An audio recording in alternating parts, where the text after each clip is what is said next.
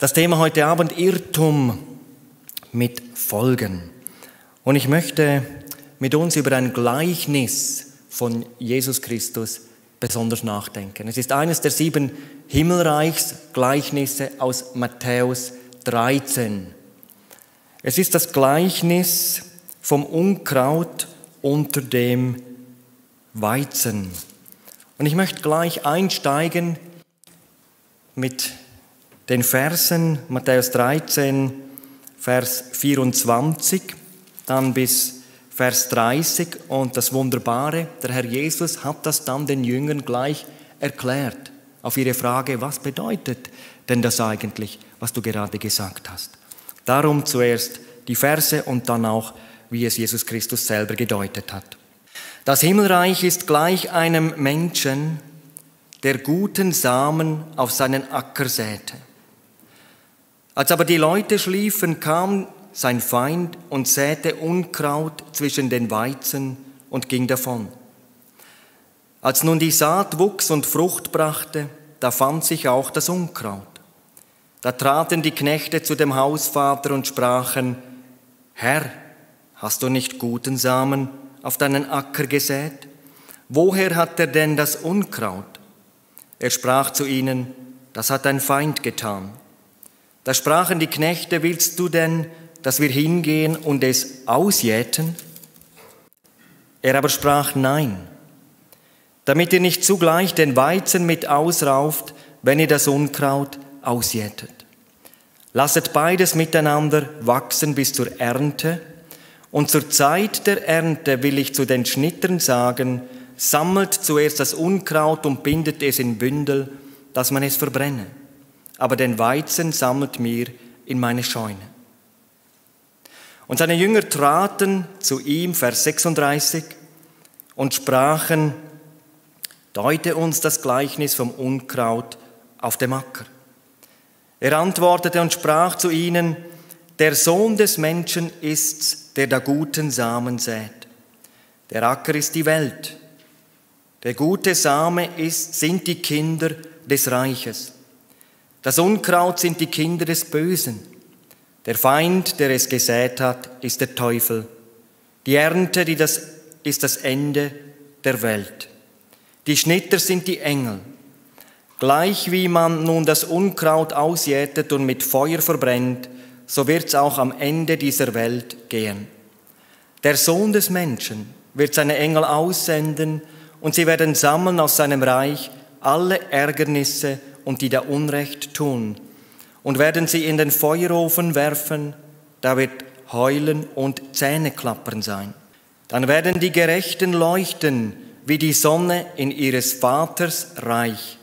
Wer Ohren hat zu hören, der höre. Bis dahin das Gleichnis heute Abend. Der Jesus hat oft in Bildern zu den Menschen gesprochen, und zwar in Bildern der Alltagswelt der einfachen Leute. Und in diesen Gleichnissen hat es immer Kernaussagen. In diesem Gleichnis ein wichtiger Schwerpunkt, das haben wir gesehen, das jüngste Gericht, die Abrechnung, wenn einmal jeder Mensch vor Gott erscheinen muss und dann Rechenschaft geben muss, wie er hier in dieser Welt gelebt hat. Der andere Schwerpunkt: Wir sehen, wie energisch Satan die Botschaft des Evangeliums bekämpft. Vor allem durch Fälschung und Verführung. Das Evangelium von Jesus Christus ist die beste Botschaft, die je gesagt wurde. Es ist auch die wichtigste Botschaft, die wir Menschen überhaupt hören können. Und das Wunderbare ist, wenn ein Mensch das Evangelium richtig hört und versteht und sich dafür entscheidet, hat diese Botschaft die Kraft, einen Menschen zu retten, dass er für immer im Himmel sein wird. Wenn jetzt aber ein falsches Evangelium angeboten wird und der Mensch verlässt sich auf diese Botschaft, was passiert dann? Darüber wollen wir heute auch ganz besonders nachdenken. Darüber hat der Herr Jesus gesprochen. Es ist jetzt 5 Jahre her, als ich losfuhr in der Schweiz. Bei uns im Altstädtchen Zofingen ist Biomarkt über mehrere Tage. Und damals, das war auch im 2016 so, wir waren noch nicht lange von Norddeutschland zurückgekehrt als Familie. Da gingen wir an diesen Markt. Und da hat es ein Streichelzoo gehabt, das hat unseren Kindern besonders gefallen. Wir waren dann eine längere Zeit dort. Und dann haben wir uns wieder auf den Heimweg gemacht und plötzlich sah ich so aus einer gewissen Entfernung eine große Tafel, was die Bibel wirklich sagt.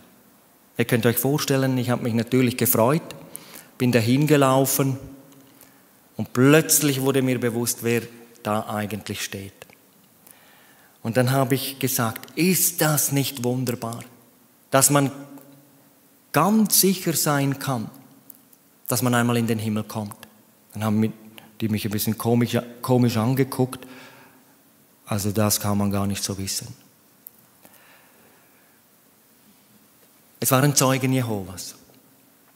Und dann habe ich, weil ich die Bibel auch ein bisschen kenne, darüber gesprochen, was die Bibel über Jesus Christus sagt. Kolosser 1. Dass er Gott, Schöpfer, Erhalter und Vollender des ganzen Universums ist. In ihm und durch ihn ist alles geschaffen worden. Ich habe Bibelstellen genannt über die Gottheit Jesu. Und sie haben immer mir widersprochen. Es entwickelte sich ein längeres Gespräch. Ich habe dann einfach versucht, in aller Liebe und Freundlichkeit, auch über die Dinge, die ich erlebt habe mit Jesus Christus, wie er mir vergeben hat, wie er ein neues Leben angefangen hat, irgendwie ihnen klarzumachen, dass sie doch noch einmal über ihre feste Meinung nachdenken sollen. Meine Frau wollte dann schon langsam gehen, ich blieb noch ein bisschen. Und dann, ich erinnere mich noch so gut, habe ich gesagt, also ich wünschte, dass ihr doch noch einmal darüber nachdenkt und wir uns dann im Himmel wiedersehen. Und dann kam das wie aus einer Posaune, da wollen wir gar nicht hin.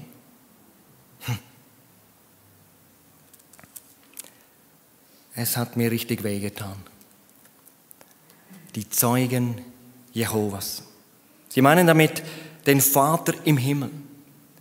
Sie geben sich aus als Diener Gottes, als Mitarbeiter des himmlischen Vaters. Aber was sie da anbieten, das ist ein ganz entstelltes Zeug. Mit ein paar Bibelstellen geschmückt und verpackt werden da die grässlichsten Irrlehren angeboten und die meisten Leute merken es überhaupt nicht, wie sie hinters Licht geführt werden. In Offenbarung 22, Vers 18 steht, und das sind Worte aus dem Munde Jesu: Ich bezeuge einem jeden, und das steht auf der letzten Seite der Bibel, und damit kommt die Bibel zum Abschluss, das Wort Gottes zum Abschluss. Ich, Jesus, bezeuge jedem, der die Worte der Weissagung dieses Buches hört, wenn jemand zu diesen Dingen hinzufügt, so wird Gott ihm die Plagen hinzufügen, die in diesem Buch geschrieben sind. Und wenn jemand von den Worten des Buches dieser Weissagung wegnimmt, so wird Gott sein Teil wegnehmen von dem Baum des Lebens und aus der heiligen Stadt, von denen in diesem Buch geschrieben ist. Ihr Lieben, Jesus warnt uns auf der letzten Seite der Bibel. Wehe, wenn wir etwas dazufügen zu diesem Wort Gottes und behaupten, das ist Heilslehre, das ist notwendig zu unserer Errettung. Wehe uns. Aber genauso wehe uns, wenn wir etwas aus diesem Buch herausnehmen und sagen, das gilt nicht mehr. Das ist nicht notwendig, nicht wichtig für uns. Wehe uns. Der Apostel Paulus sagt in Galater 1, Vers 8, wenn aber auch wir oder ein Engel aus dem Himmel euch etwas als Evangelium entgegen dem verkündigten, was wir euch verkündigt haben, er sei verflucht. Professor Dr. Werner Gitt, wir haben uns damals persönlich kennengelernt bei der Bruderhand. Es war im Rahmen eines Weihnachtsessens. Wir kamen auch ins Gespräch. Ich habe ihm genau dieses Beispiel erzählt, wie ich das erlebt habe damals in der Schweiz. Und dann erzählte er mir auch ein Beispiel, aber ganz anders. Auch von einem Zeugen Jehova. Aber er hat sich bekehrt bei ihm. In der Versammlung. Irgendwie wurde der so richtig angerührt von der Verkündigung des Wortes Gottes, kam in die Aussprache und schüttete dann sein Herz Jesus Christus aus. Und dann hat der Werner Gitt mir Folgendes gesagt, dass dieser Mann ihm gesagt habe, bei ihnen sei das Gebet zu Jesus Götzendienst, verboten. Jetzt stellt euch das einmal vor. Wenn das Gebet zu Jesus Christus verboten ist, er, der Gott in Person ist, der die Macht hat, allein unsere Sünden zu vergeben, er, der die Macht hat, ewiges Leben zu geben, er, der selber sagt, ich bin die einzige Tür zum Vater, ins ewige Leben, wenn das verboten ist, dann werden sie alle einmal vor verschlossener Türe stehen und am jüngsten Tage die Stimme Jesu hören müssen, bindet sie und werft sie in den Feuerofen, da wird das Weinen und das Zähneknirschen sein. Ihr Lieben, noch ist Gnadenzeit. Noch können Menschen gerettet werden. Haben wir gestern erlebt. Haben wir immer wieder auch in den letzten Wochen und Monaten erlebt. Ich hatte eine Evangelisation in Bielefeld, da war eine 90-jährige Frau in so einer Versammlung. Sie kam im Anschluss in die Seelsorge. Sie bekehrte sich, bekannte Jesus Christus ihre Sünde, bat um Vergebung, nahm Jesus Christus bewusst als ihren Retter und Heiland in ihr Herz und Leben auf. Anschließend dankte sie in einem einfachen Gebet zum allerersten Mal dem Herrn Jesus für ihre Rettung. Es waren noch andere da in diesem Raum. Nachdem die Seelsorge zu Ende war, noch ein paar Erklärungen gemacht wurden, habe ich mich an die Türe gestellt und wollte allen die Hand geben. Und diese Frau gab mir die Hand und die drückte so dolle, ich war überrascht, dass man mit 90 noch so viel Kraft in der Hand hat. Und dann sagte sie mir, danke, jetzt habe ich Frieden. Oh, da jubelte mein Herz. Ein anderes Beispiel, es war ungefähr vor einem Jahr ein evangelistisches Wochenende im Kanton St. Gallen. Wir hatten das kombiniert mit einer Schulung am Freitagabend über Straßenevangelisation, am Samstag den Einsatz und dann am Sonntag besonders dann die evangelistische Veranstaltung. Das Besondere war, da war ein junger Mann, der hatte sich etwa ein Jahr vorher bekehrt und der war so aus der Tiefe heraus, aus der Sünde heraus zu Jesus gekommen. Was hatte er nicht alles ausprobiert? Und vor allem in der Esoterik. Tausende Franken hat er ausgegeben. Und dann kam er an einen Punkt, wo er körperlich und seelisch so am Ende war, er erzählte sein Zeugnis offen auf der Straße, dass er so verzweifelt war und nicht mehr weiter wusste. Er wog damals irgendwie noch 52 Kilo. Und dann hatte er irgendwie so ein Kartenset, ein esoterisches Kartenset mit geistlichen Führungspersönlichkeiten, setzte sich hin, begann zu meditieren und dann zog er eine Karte und zog die Karte Jesus Christus. Und da stand darüber der König der Herzen, der Meister der Liebe. Und er begann zu beten, Jesus, ich kann nicht mehr, bitte hilf mir. Und es geschah nichts. Und er war enttäuscht. Aber kurz danach, wenige Minuten später, hörte er auf einmal innen drin eine Stimme, seinen Namen rufen, kehr um, es ist alles eine Lüge. Er setzte sich an den Computer, gab ein paar Worte ein, Spiritualität, Lüge, Jesus. Und dann kam ein Lebensbericht von einer ehemaligen Esoterikerin. Und dann erzählte die zeitlichen Rahmen von etwa 50 Minuten ihre ganze Geschichte. Und es war genau seine Geschichte.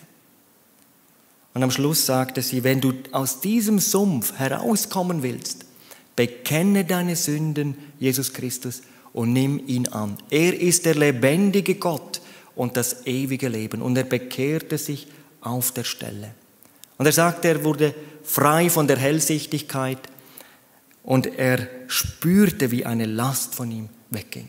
Er hatte so viel Material von diesem Leben als Esoteriker, das brachte dann er alles auf den Abfall, wollte das verbrannt haben und er hatte sich ganz klar für Jesus entschieden. Und er wurde eigentlich ein Evangelist. Sein verändertes Leben hatte solche Auswirkungen, dass auch seine Mutter sehr beeindruckt war. Und das Interessante an diesem Wochenende, es war wirklich gewaltig, sie kam dann an den Straßeneinsatz, wir haben gesungen, er hat sein Zeugnis öffentlich gesagt, neben ihr stand ihr Lebenspartner. Sie waren so angerührt, dass sie dann am Sonntag in den Gottesdienst kamen. Und dann war ein evangelistischer Gottesdienst.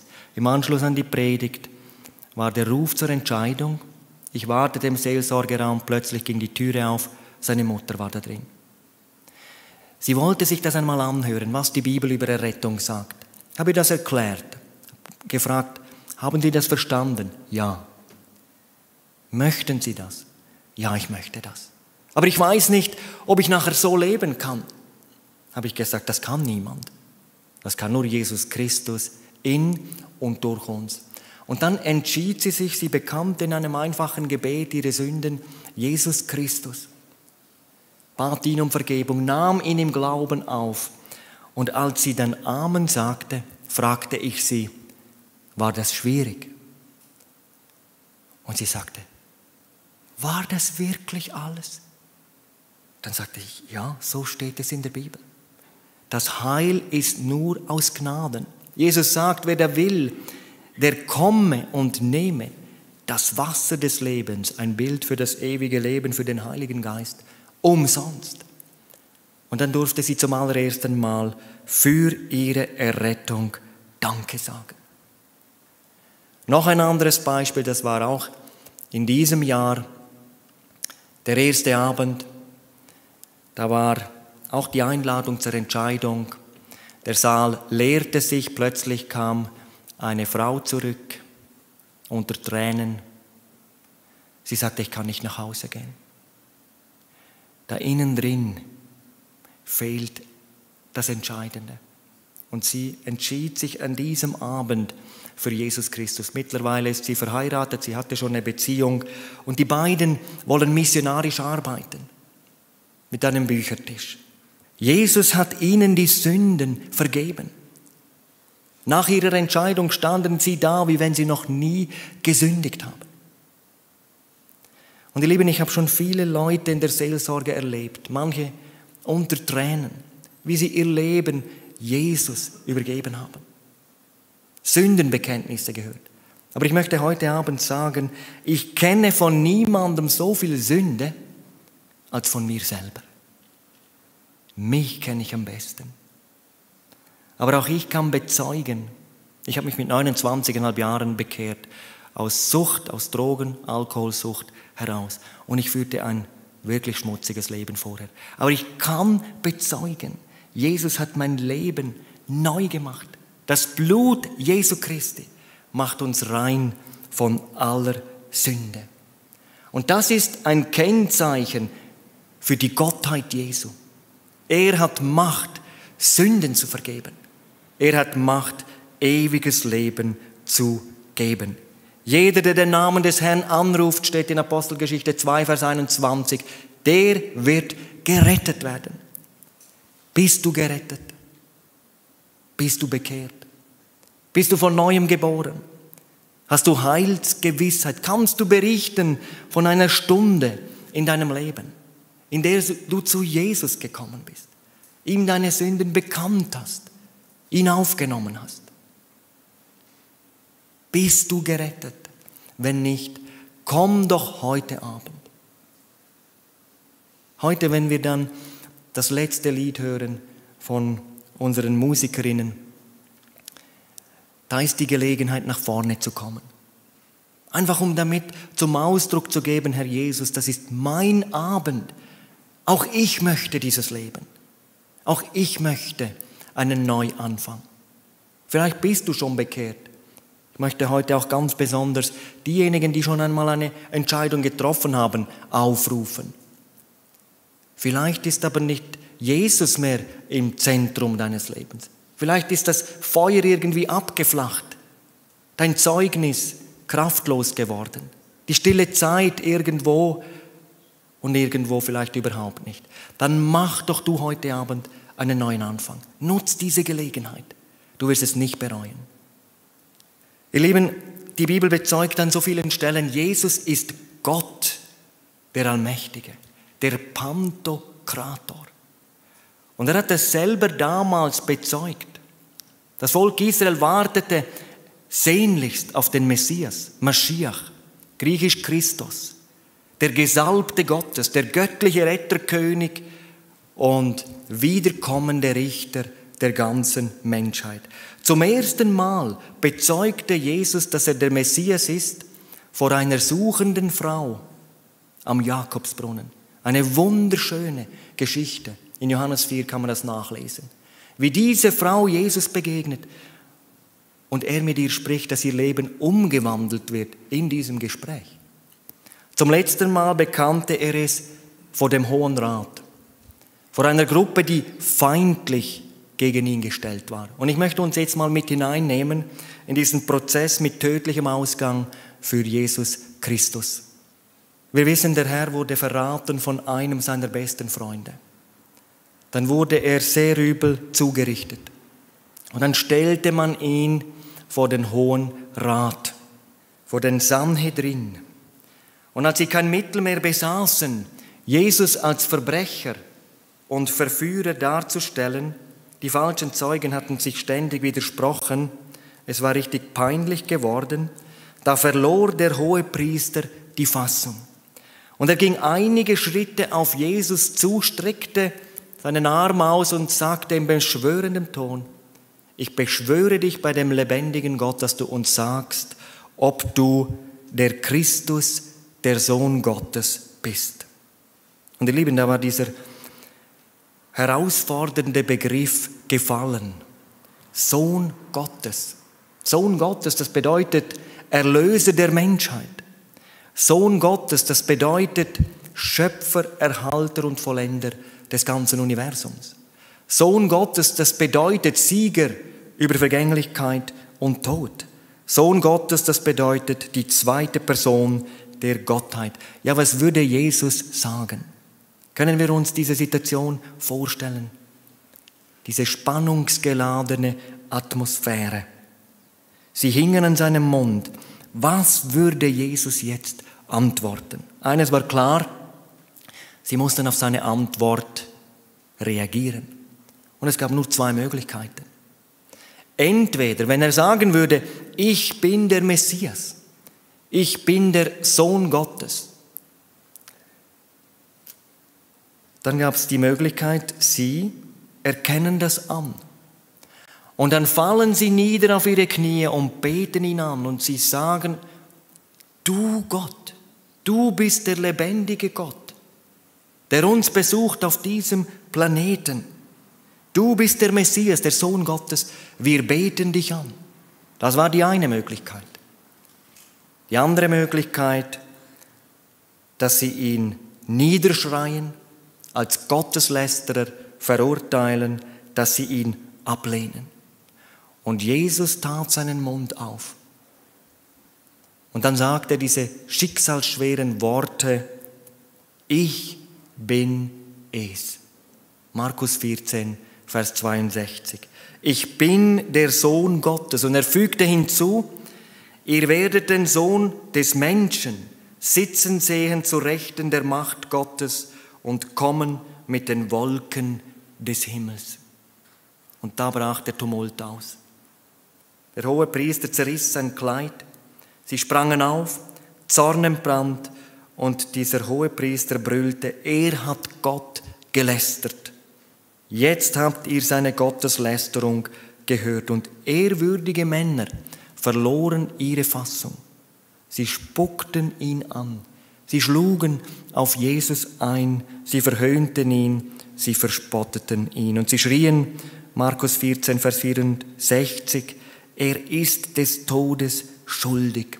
Die Entscheidung war gefallen. Und der Gerechte und Sündlose wurde verurteilt zum Tod am Kreuz. Ihr Lieben, ich erzähle das heute Abend aus einem einzigen Grund. Denn an der Person Jesu entscheidet sich auch deine und meine Ewigkeit. Himmel oder Hölle. Denn auch wir können, wenn es um die Person Jesu geht, nur wählen zwischen diesen zwei Möglichkeiten. Entweder wir erkennen an, was Jesus in aller Öffentlichkeit gesagt hat, nämlich, dass er der Messias ist. Gott, der Sohn, Retter und kommender Richter der ganzen Menschheit. Oder er war ein Betrüger, ein Größenwahnsinniger.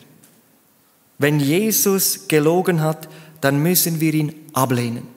Dann müssen wir gegen seine Lehre kämpfen. Aber wenn er die Wahrheit gesagt hat, dann muss man sich vor ihm niederbeugen. Dann muss man sagen, Jesus, wenn du der bist, wenn du Gott bist, wenn du diese eine Tür bist zum ewigen Leben, wenn du dieses einzig wahre Leben bist, wenn du diese eine Wahrheit bist, wenn du das alles bist, dann will ich ganz dir gehören. Dann will ich dir nachfolgen. Dann kannst du mein Leben ab heute regieren. Und Jesus sagt, ich bin es. Und mit diesem Ich bin es begegnete Jesus dieser Frau am Jakobsbrunnen. Er begegnete den Menschen des 1. Jahrhunderts und er begegnet mit diesem Ich bin es den Menschen des 21. Jahrhunderts. Das heißt, dann ist Jesus der Einzige, der eine von Gott getrennte Welt wieder mit Gott verbinden kann.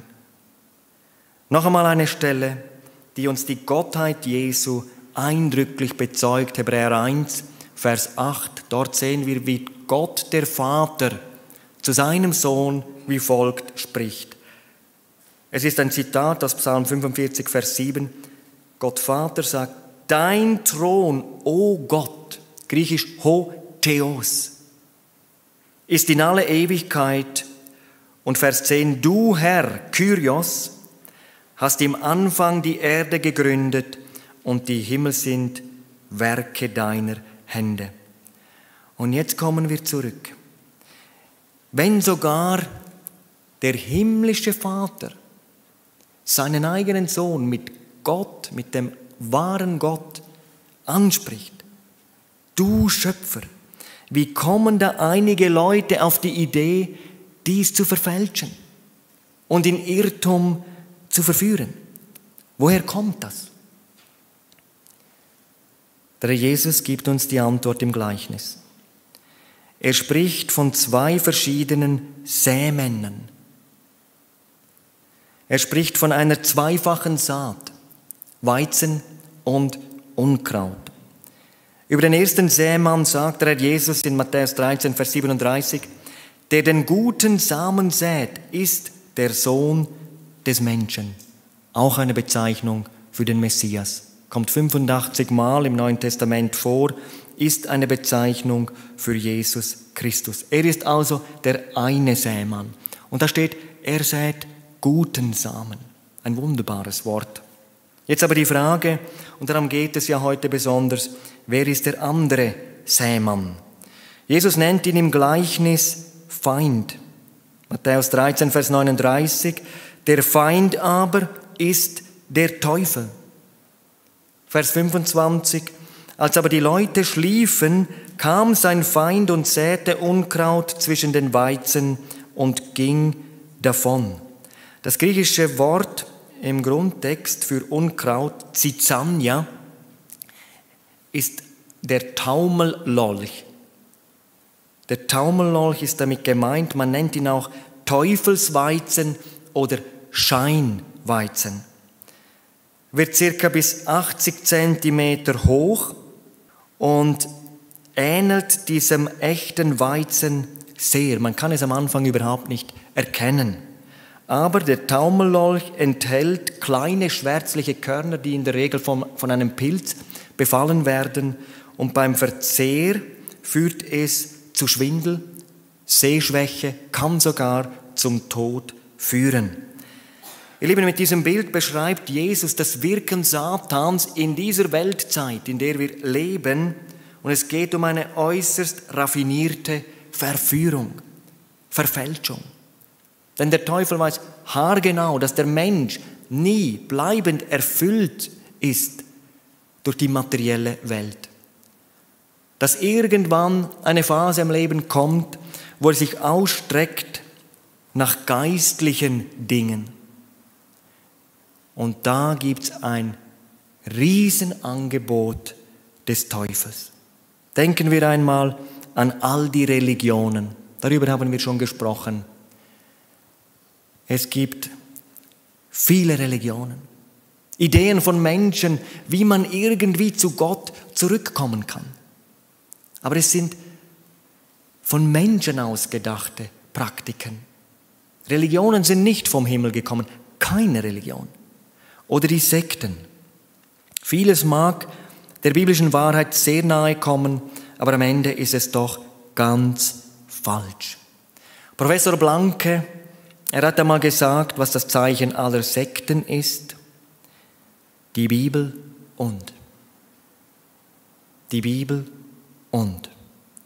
Und ich denke, es wäre jetzt unfair, wenn ich heute Abend nur die Zeugen Jehovas erwähne und ihre Irrtümer anprangere. Und eine andere Seite, wo so viel Irrtum ist, unerwähnt lassen würde. Ihr Lieben, wie traurig sieht es heute in manch einer Landeskirche aus. Und sogar in manchen Freikirchen. Und was ich jetzt sage, das sage ich mit einem Herzen voller Liebe. Aber ich sage es auch mit großer Überzeugung. Ich weiß, dass es Pfarrer gibt, dass es Prediger gibt, die mit einem brennenden Herzen Jesus dienen, ihm geweiht leben. Aber ich weiß auch, dass es viele Pfarrer und Prediger gibt, die entscheidende Wahrheiten aus der Bibel weglassen. Die sogar das Allerwichtigste der Bibel weglassen. Es gibt Leute, die im Dienst stehen, sie sind vielleicht schon 20 Jahre im Dienst und sie haben noch nie gesagt, dass man sich bekehren muss, um gerettet zu werden. Dass man eine Wiedergeburt erleben muss, wenn man ins Reich Gottes hineinkommen will. Ich weiß nicht, wie diese Leute das einmal verantworten am jüngsten Tag. George Whitefield, ein ganz gesegneter Erweckungsprediger, Mitarbeiter von John Wesley, Mitbegründer der Methodistenbewegung. Er sagte einmal, Menschen, die über Gott reden, ohne die Notwendigkeit der Bekehrung zu predigen, sind die schädlichsten Kreaturen auf Gottes Erdboden. Und was es nicht alles für Irrlehren gibt heute in manchen Kirchen, bis hinein in die Freikirchen. Von einem Prediger hörte ich, dass damals einmal einer zu ihm kam und behauptete, nur die Männer mit Bart werden bei der Entrückung dabei sein. Also ich wäre dann nicht dabei. Anderes Beispiel, ein Christ darf nicht lachen, das sei ungeistlich. Ich weiß nicht, woher die das haben, aber ganz sicher nicht aus der Bibel. Hermann Betzel, er sagte, die Kirche geht nicht an den Widerständen der Hölle, sondern an ihren eigenen Theologen, ihren eigenen Theologien und an der Fülle der vielen Unberufenen zugrunde. Karl Heim, er sagt es so, wenn die Bekehrung der einzige Weg ist, auf dem der Mensch seines ewigen Heils gewiss werden kann, so kann eine Theologie nur einen Sinn haben, wenn sie den Zweck erfüllt, Menschen zu dieser Entscheidung zu führen.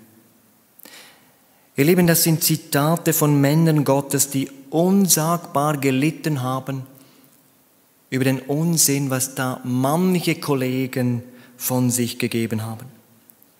Die Frage ist natürlich auch heute Abend, welcher Prediger ist richtig? Nur der Prediger, der nur die ganze Wahrheit sagt. Nur die Bibel, nicht mehr, aber die ganze Bibel. Wer ist ein Irrlehrer? Der zu diesem Wort Gottes etwas hinzufügt oder hinwegnimmt. Noch einmal, Apostel Paulus, verflucht ist der anders predigt. Galater 1, Vers 8. Aber auf der anderen Seite ist es genauso. Jeremia 17, Vers 5, verflucht ist der sich darauf verlässt, der darauf eingeht, auf die Irrlehre. Stell dir einmal vor, du wärst todkrank und dein Arzt sagt dir, es ist alles in Ordnung. Eigentlich solltest du schnellstens operiert werden. Aber er sagt jetzt, ja, mach mal 2 Wochen Ferien in der Schweiz. Geh mal ins Tessin, da scheint so viel die Sonne, ist richtig schön dort. Und jetzt verlässt du dich auf diesen Arzt. Der Arzt hat dir eine falsche Information gegeben. Und was passiert? Vielleicht bist du in 3 Wochen tot. Und deine Angehörigen, wenn sie den Vorfall genau kennen und untersuchen, könnten sie sagen, der Arzt hat eine falsche Aussage gemacht. Er ist schuld. Und das stimmt ja auch. Der Arzt hat nicht die Wahrheit gesagt. Er hat etwas ganz Falsches gesagt. Aber den Schaden hast doch du selber. Oder?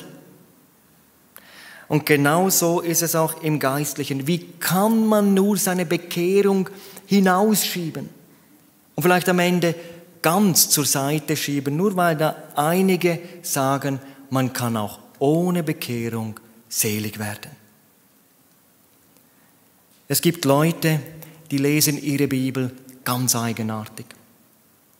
Sie sehen in Jesus Christus immer den lieben Heiland, das ist er ja auch. Aber sie sehen in ihm nur den lieben Heiland, der mit einigen Samthandschuhen die Leute streichelt. Aber all die Stellen, wo Jesus mit so einer Wucht und Schärfe die ganze Menschheit in 2 Gruppen einteilt, über die liest man einfach hinweg. Redet überhaupt nicht darüber. Ich möchte dir heute sagen, wenn du dich hier für Jesus geöffnet hast, dann wirst du einst eine offene Tür haben. Wenn du dich hier für Jesus verschlossen hast, dann wird die Türe verschlossen sein. So wie du hier mit Jesus umgehst, so wird er einmal mit dir umgehen. Sagst du hier Ja zu ihm, wirst du einmal sein Ja hören. Sagst du hier Nein zu ihm, wirst du einmal sein Nein hören. Vielleicht sitzt jetzt jemand hier und denkt, ja gut, also wenn der mich retten will, dann soll der mich doch retten. Dann will ich dir sagen, er kann dich nicht retten, wenn du nicht gerettet werden willst. Die Türe ist schon lange offen. Jetzt musst du einmal durch diese Türe hineingehen. Das Rettungsseil hängt schon lange da, jetzt musst du dieses Seil einmal ergreifen. Gerettet wirst du nur, wenn du hier in diesem Leben einmal deine Sünden Jesus bekannt hast und ihn um Vergebung gebeten hast. Und wenn du Jesus Christus als deinen Retter und Herrn aufgenommen hast. Und das ist natürlich erst der Anfang und nachher auch in der Veränderung, in der Heiligung lebst. Nur die werden das Ziel einmal erreichen. Ohne Heiligung wird niemand den Herrn sehen. Wir wollen hier einen Blick auf das Ende werfen. Die Ernte. Der Herr Jesus sagt, die Ernte ist die Vollendung des Zeitalters. Und auch die Gnadenzeit läuft aus, ihr Lieben. Es hat immer noch freie Plätze im Himmel. Aber man muss einmal seinen Platz buchen. Nach der Saat wird einmal die Ernte kommen und dann wird es nur noch 2 Gruppen Menschen geben. Jesus sagt im Gleichnis von der einen Gruppe, Er spricht hier von den Kindern des Reiches, die andere Gruppe von den Kindern des Bösen. Zuerst die Kinder des Reiches. Sie sind Mitarbeiter Jesu.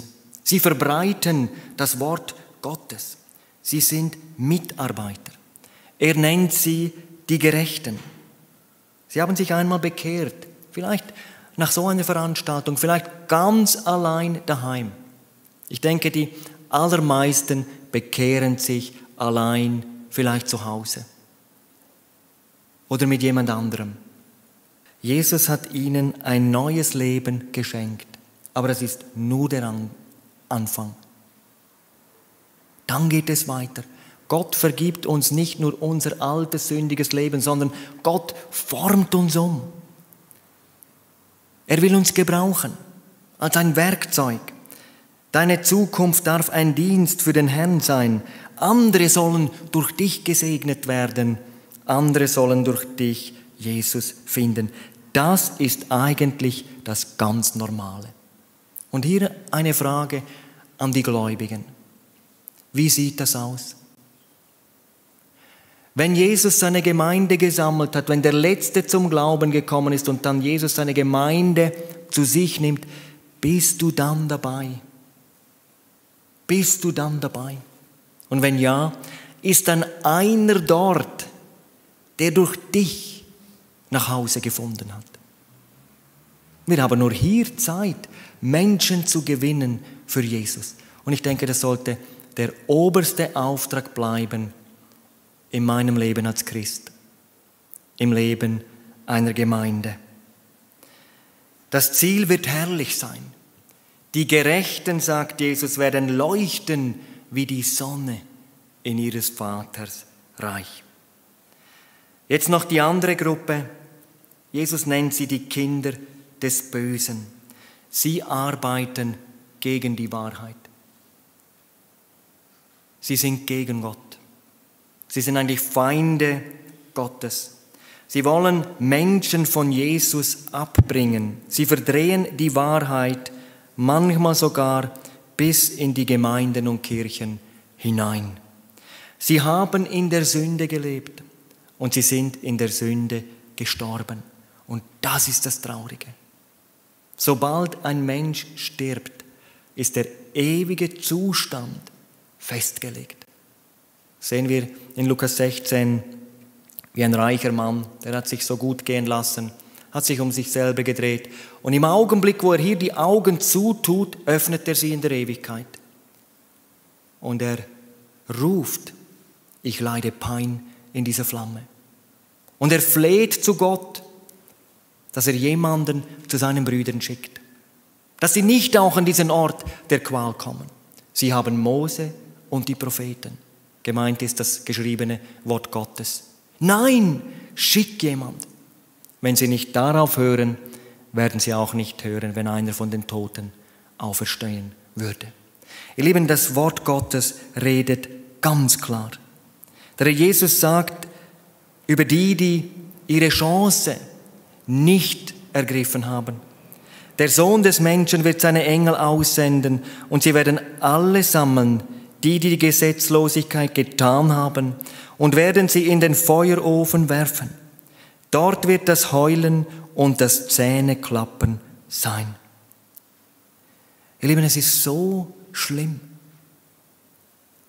Jesus, der alles getan hat, am Kreuz geblutet, unter Qualen dort gehangen hat, angenagelt an Händen und Füßen, der sein Leben gegeben hat, gestorben ist für uns, auferstanden ist und so oft gerufen hat, gehen am Ende doch so viele an diesem Heil vorbei und sie gehen in die ewige Nacht. Das darf keinem passieren, der hier ist. Es gibt kein Entkommen mehr. Der Jesus sagt, er spricht vom Feuerofen, er spricht von der ewigen Strafe, von der Hölle, von der ewigen Verdammnis.